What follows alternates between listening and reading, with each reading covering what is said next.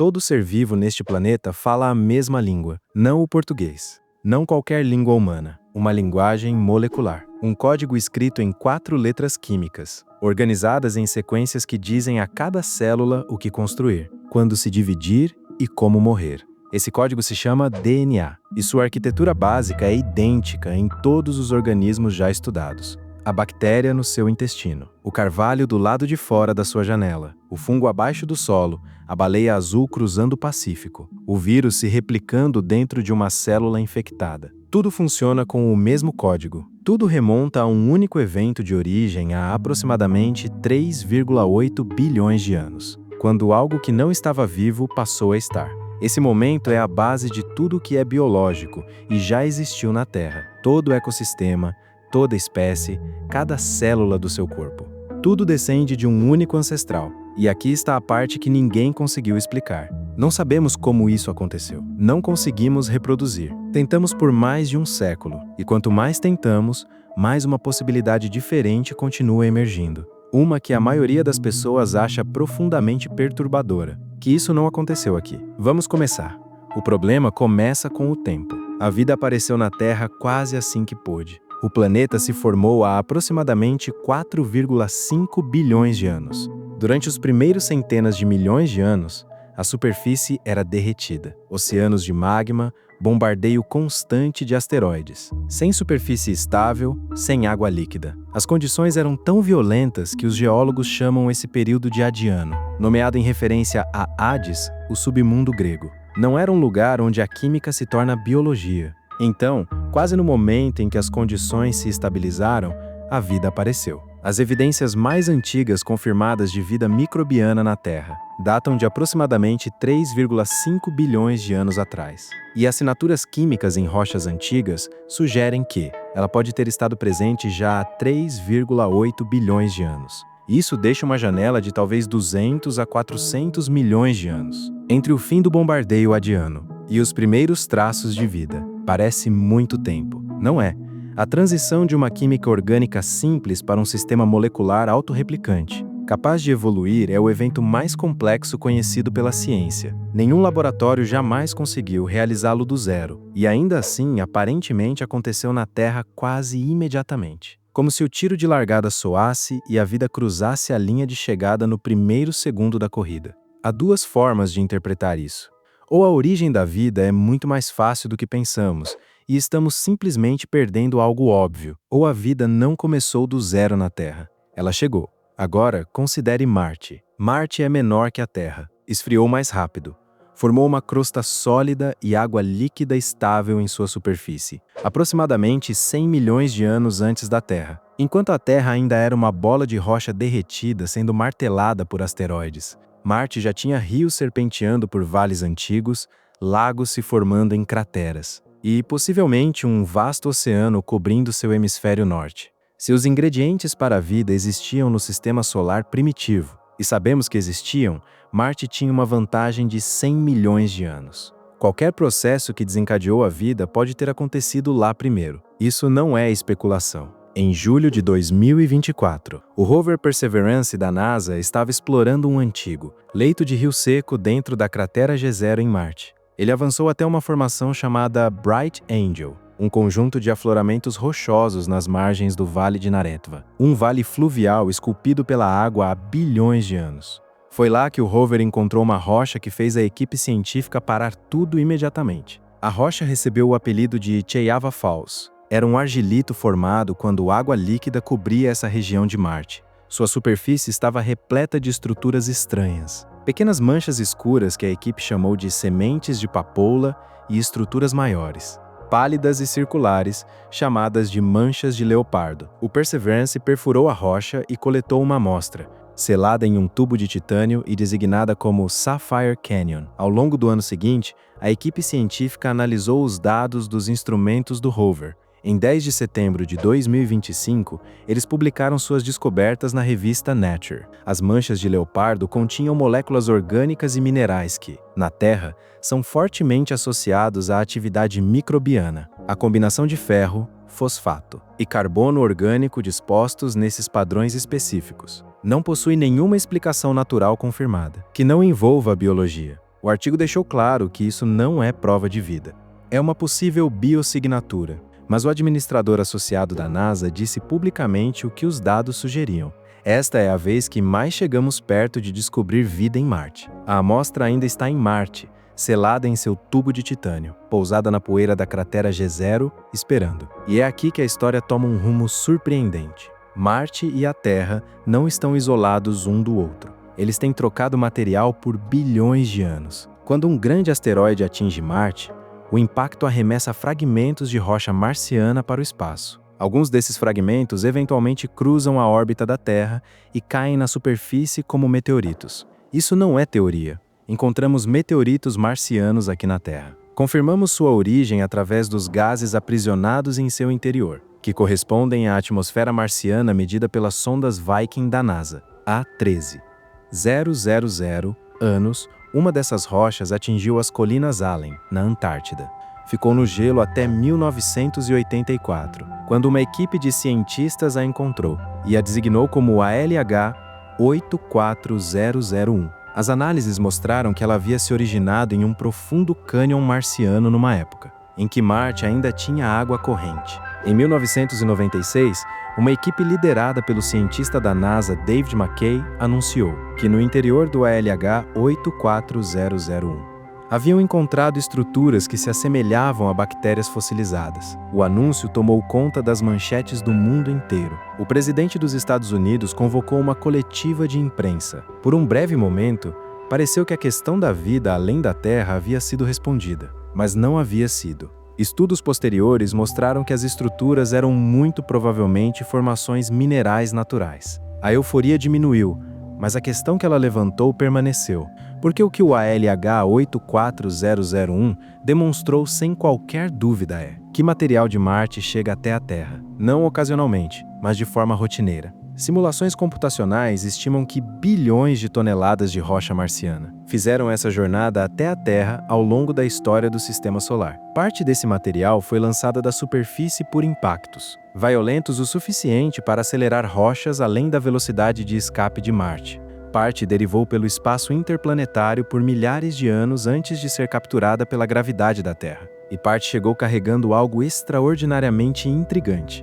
Em 28 de setembro de 1969, por volta das 10h45 da manhã, horário local, uma bola de fogo brilhante foi avistada sobre a cidade de Murchison, em Victoria, na Austrália. Fragmentos de um meteorito foram recuperados nas fazendas ao redor. O meteorito não era de Marte, era um condrito carbonáceo, um tipo de rocha primitiva que remonta à própria formação do Sistema Solar, há mais de 4 bilhões e meio de anos. Ele nunca fez parte de nenhum planeta. Estava à deriva pelo Sistema Solar desde antes da Terra existir. Quando os cientistas analisaram o meteorito Murchison, encontraram mais de 90 aminoácidos diferentes em seu interior. Aminoácidos são os blocos construtores das proteínas. São essenciais a toda forma de vida conhecida, e mais de 90 tipos foram encontrados dentro de uma rocha mais antiga do que a própria Terra. Vários desses aminoácidos não existem em nenhum sistema biológico deste planeta. São alienígenas.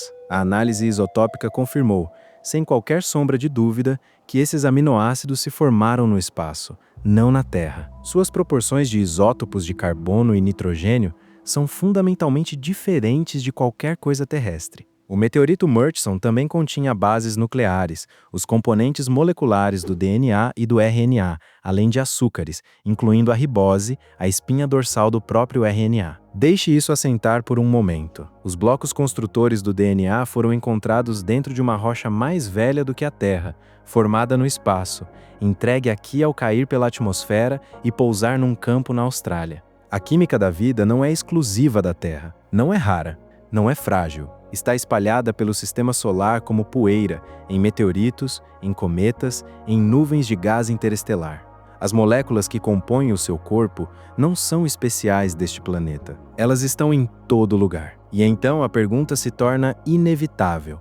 Se Marte tinha água líquida 100 milhões de anos antes da Terra, se os blocos construtores da vida se formam naturalmente no espaço e chovem sobre os planetas rotineiramente, se bilhões de toneladas de rocha marciana chegaram à Terra carregando moléculas orgânicas, e se a coisa mais próxima de uma biossinatura que já encontramos em Marte está agora selada num tubo na cratera G0. Então é possível que a vida não tenha começado na Terra? Que a primeira célula viva tenha chegado aqui vinda de outro lugar? Que não sejamos nativos deste planeta, mas descendentes de um processo que começou em outro mundo, em outro tempo, sob outro céu? Existe uma palavra para essa ideia. Ela se chama panspermia, e durante a maior parte do século XX foi considerada ciência marginal, algo ao qual pesquisadores sérios não associavam seus nomes. Mas as evidências vêm se acumulando silenciosamente há décadas, e já não é mais possível descartá-las. A ideia é mais antiga do que a maioria das pessoas imagina.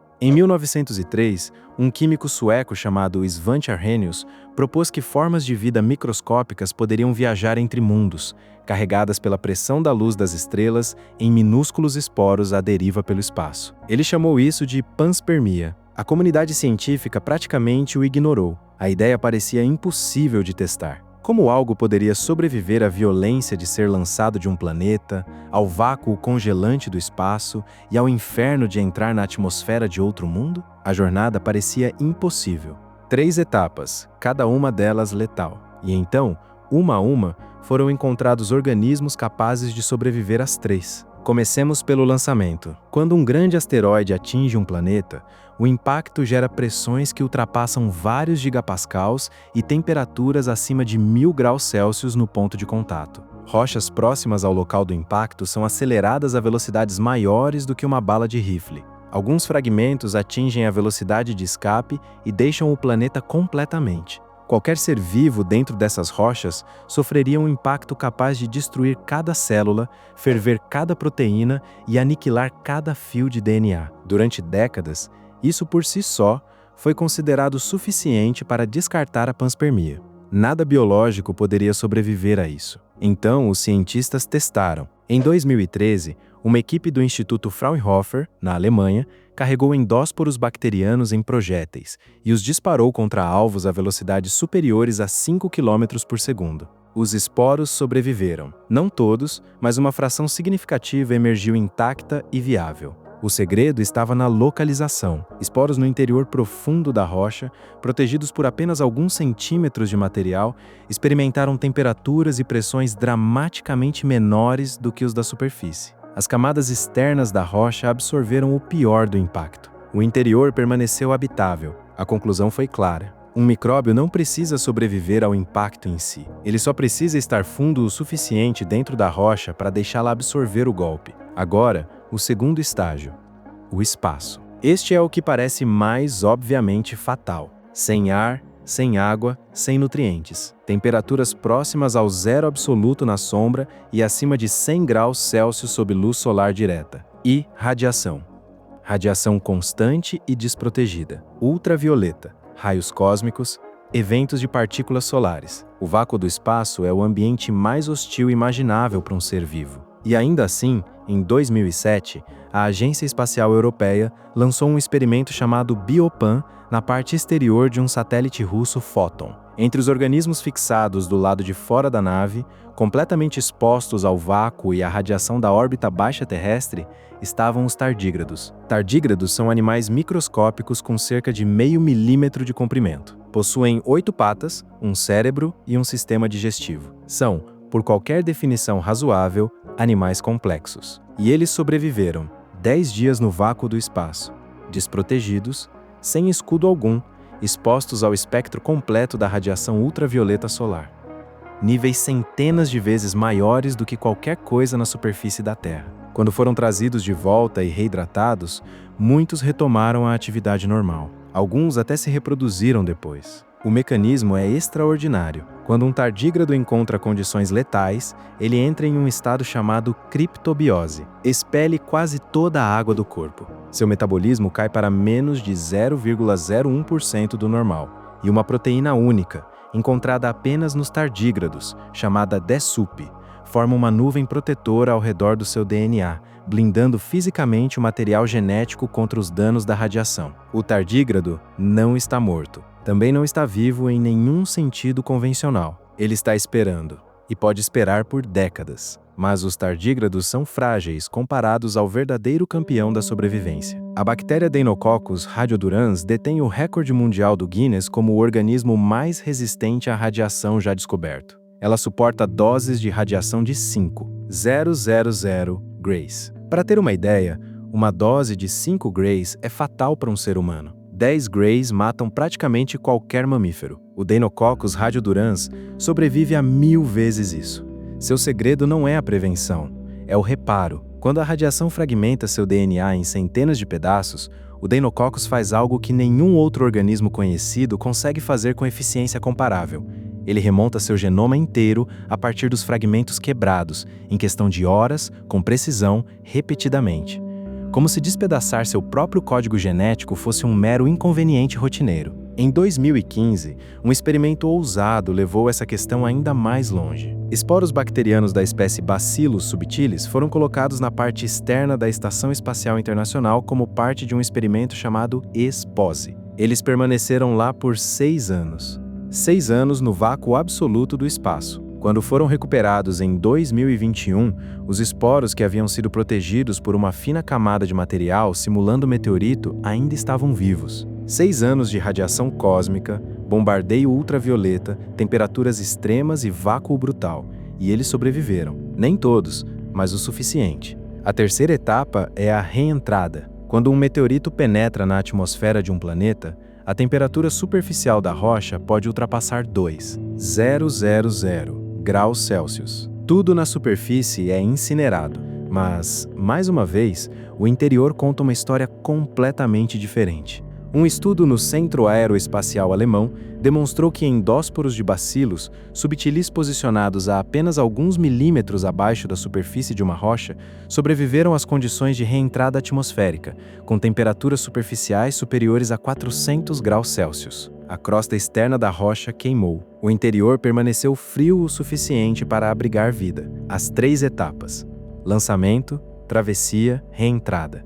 Cada uma individualmente letal no papel. Cada uma superada em experimentos laboratoriais por organismos que existem na Terra agora mesmo. O desafio é real, mas não é intransponível. Agora, pense no volume de tráfego. A Terra e Marte não são os únicos planetas trocando material. Simulações computacionais de Brett Gladman, da Universidade da Colômbia Britânica, e de outros pesquisadores mapearam as trajetórias de bilhões de fragmentos de rocha hipotéticos ejetados da Terra, de Marte e de Vênus, por impactos de asteroides ao longo da história do Sistema Solar. Os resultados revelam um sistema solar muito mais interconectado do que a maioria das pessoas imagina. Dezenas de milhões de fragmentos rochosos da Terra chegaram a Marte. Devido à sua órbita mais próxima, Vênus pode ter recebido 100 vezes mais. Marte enviou bilhões de toneladas à Terra. Até as luas de Júpiter não estão fora de alcance. Uma fração pequena, mas real, de ejetores terrestres alcançou o sistema joviano em trajetórias que duraram dezenas de milhões de anos.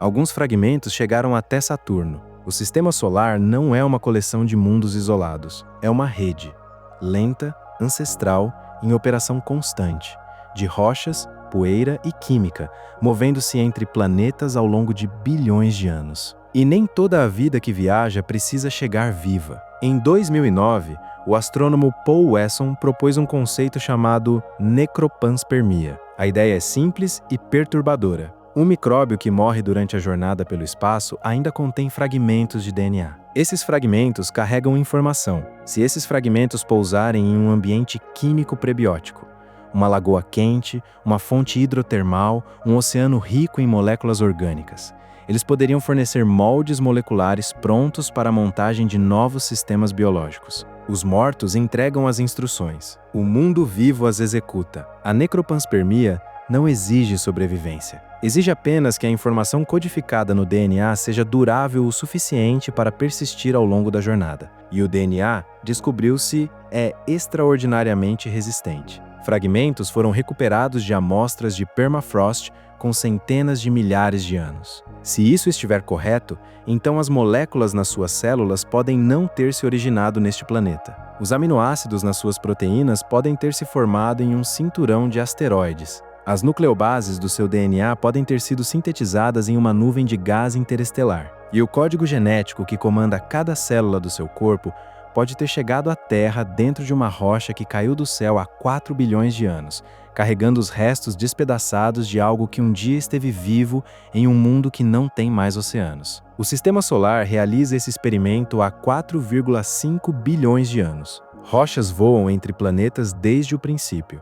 A vida surgiu na Terra quase imediatamente após as condições permitirem, e os organismos capazes de sobreviver à jornada já existem. A questão não é se o desafio pode ser superado. A questão é se ele já foi. Até agora, tudo permaneceu dentro do Sistema Solar. Rochas ricocheteando entre planetas vizinhos, de Marte à Terra, da Terra a Vênus, fragmentos derivando lentamente por uma pequena família de mundos ligados pela mesma estrela. Mas as estrelas não são o limite. E é aqui que a ideia da panspermia se expande para algo muito maior e muito mais difícil de ignorar. A distância média entre estrelas vizinhas em nossa região da galáxia é de cerca de 4 anos-luz, aproximadamente 40 trilhões de quilômetros. Na velocidade que as rochas ejetadas normalmente viajam, alguns quilômetros por segundo, a jornada entre estrelas levaria dezenas de milhões de anos.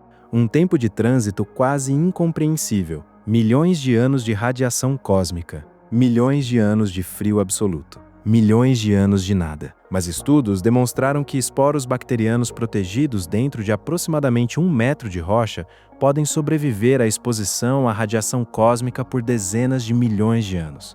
A rocha age como uma armadura. Os esporos, em criptobiose, não consomem energia. Eles não estão morrendo lentamente. Estão completamente suspensos. O tempo não passa para eles. São passageiros dentro de uma pedra que nada sabe sobre o tempo. E os cometas podem ser veículos ainda melhores. O manto de gelo de água de um cometa, às vezes com metros de espessura, forma um escudo natural contra a radiação muito mais eficaz do que a rocha. Quaisquer passageiros microbianos congelados no gelo próximo ao núcleo de um cometa estariam protegidos dos raios cósmicos por escalas de tempo que superam até os mais longos trânsitos interestelares. Cometas não são raros, eles estão em todo lugar. Apenas a nuvem de Oort, a vasta camada de objetos gelados que envolve nosso sistema solar, estima-se conter trilhões deles. E alguns desses cometas não se originaram aqui. Foram capturados de outras estrelas durante os primeiros anos de vida do Sol, em um denso berçário estelar. Esta é a parte que a maioria das pessoas desconhece. As estrelas não nascem sozinhas. Elas nascem em aglomerados. Densas nuvens de gás colapsam e se fragmentam em centenas ou milhares de novas estrelas comprimidas umas perto das outras. Nosso Sol não foi exceção. Ele se formou dentro de um berçário estelar repleto de vizinhos, há aproximadamente 4,6 bilhões de anos, cercado por irmãos muito mais próximos do que qualquer estrela vizinha está hoje.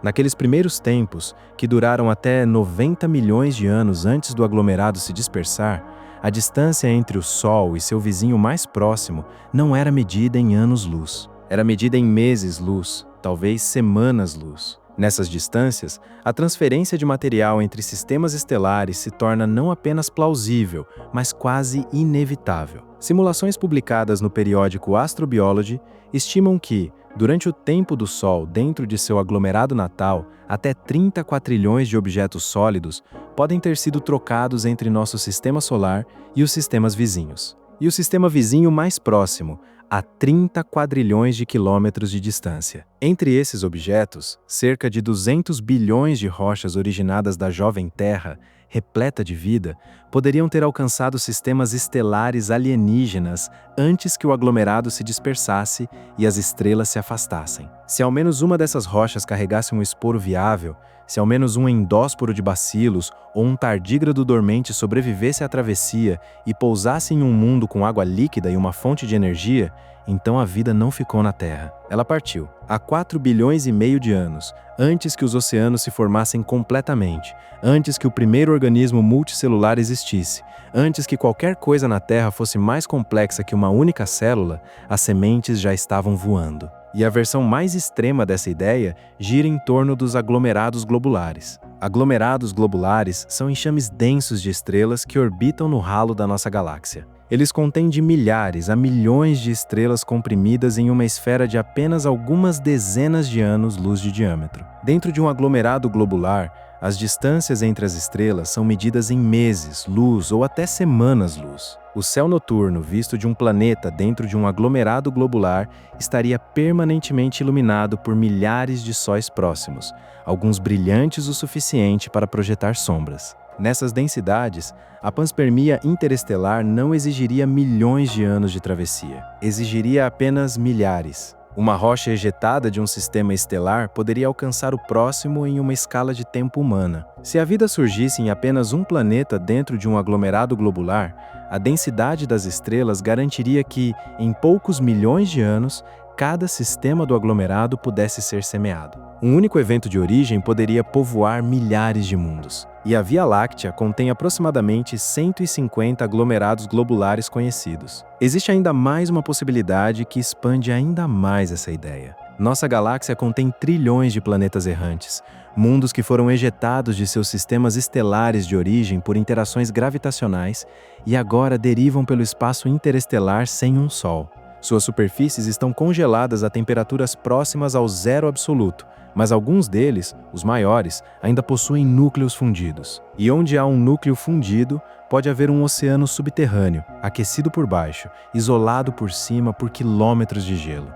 Um mundo que carrega sua própria habitabilidade dentro de si mesmo. Um planeta errante não precisa de uma estrela. Ele é sua própria arca, e deriva por milhões de anos, por bilhões de anos, através da galáxia, ocasionalmente cruzando sistemas estelares, ocasionalmente sendo capturado, ocasionalmente entregando o que quer que esteja crescendo em seu oceano oculto a um novo ambiente. Se planetas errantes podem carregar vida, então a panspermia não se limita a estrelas vizinhas ou aglomerados de origem. Ela se torna um fenômeno galáctico. A vida poderia estar se movendo entre sistemas estelares constantemente, de forma invisível, em escalas de tempo lentas demais para qualquer civilização perceber, mas consistentes demais para serem detidas. A galáxia poderia ser um jardim que se semeia a si mesmo. Agora voltemos ao ponto de partida, a uma única pergunta: de onde veio a vida na Terra? Sabemos que os blocos construtores da vida se formam naturalmente no espaço. Nós os encontramos dentro de uma rocha mais antiga que a Terra,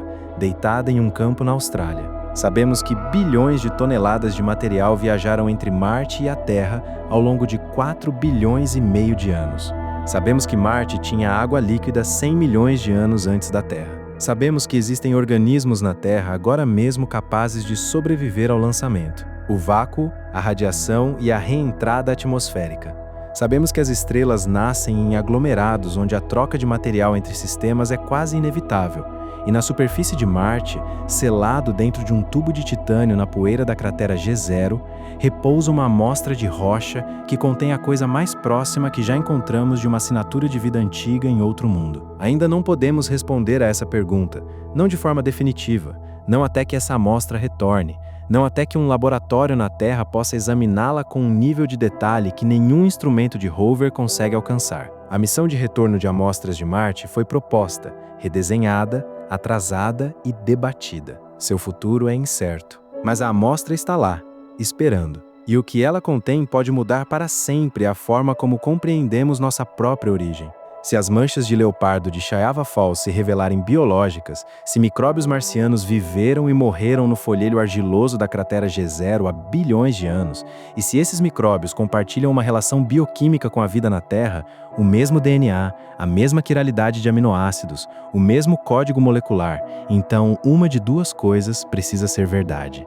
Ou a vida surgiu de forma independente em dois planetas vizinhos e convergiu para a mesma solução molecular, o que seria extraordinário, ou a vida surgiu uma única vez e viajou, de Marte para a Terra, ou da Terra para Marte, ou de algum outro lugar para ambos. Em qualquer um desses casos, a resposta muda tudo. Significa que a vida não é um acidente que aconteceu uma vez em um único mundo. É um processo, uma força, algo que, uma vez iniciado, se espalha, encontra novas superfícies, cria raízes, se adapta, persiste entre planetas, entre sistemas estelares, possivelmente entre galáxias. Você está sentado em um mundo que pode não ser sua origem. As células do seu corpo podem carregar instruções escritas sob um céu completamente diferente. O código genético que constrói suas proteínas e divide suas células pode ser mais antigo do que este planeta. E a pergunta sobre de onde você vem pode não terminar na borda da atmosfera terrestre. Pode não terminar na borda do sistema solar. Pode não terminar nunca. Existe uma rocha em Marte. Ela é pequena. Está selada em metal. Está repousando na poeira há quase 2 anos. E pode conter a resposta para a pergunta mais antiga que nossa espécie já fez. Não se estamos sozinhos, mas se somos daqui. Ainda não sabemos. Mas a rocha está esperando. E nós também.